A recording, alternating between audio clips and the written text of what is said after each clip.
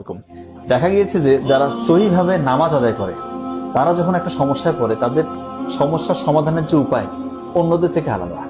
কারণ তারা একটা বিষয় যেভাবে ফোকাস কনসেন্ট্রেশন দিতে পারে অন্যরা সেভাবে পারে না। কারণ একজন ইমানদার ব্যক্তি নামাজে দাঁড়ালে ওনার চিন্তাটা থাকে যে আল্লাহ আমাকে দেখছে, ফুল কনসেন্ট্রেশন নামাজে থাকতে হবে, এদিক ওদিক চিন্তা করা যাবে না।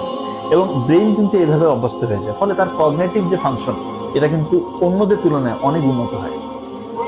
একজন ইমানদার ব্যক্তি যখন নামাজের সিজদাতে যায় তখন ওনার নাকটা আগে যায়, এরপরে কপালটা যায়, এবং বেশ কিছু সময় কিন্তু মুখ এবং ব্রেইন নিচের দিকে থাকে। ফলে ব্লাডের যে সার্কুলেশন, রক্ত নালীর যে সরবরাহটা মুখে এবং মাথায় খুব সুন্দরভাবে হয়। ফলে ওনার ব্রেইনের ফাংশনটা অনেক বাড়ে, স্ট্রেসটা কমতে থাকে এবং মুখের মধ্যে দেখবেন উজ্জ্বলতা আসে। আমরা বলি না যে নুরানি চেহারা, কারণ ওই যে ব্লাড সার্কুলেশনটা তার ঠিক করছে।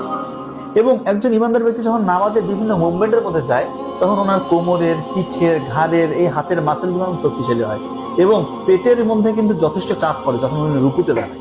ফলে পেটের মধ্যে যদি কারো অতিরিক্ত মেদ থাকে ওই মেদটা কমতে থাকে এবং তার ডাইজেশনটা অনেক ভালো হয়।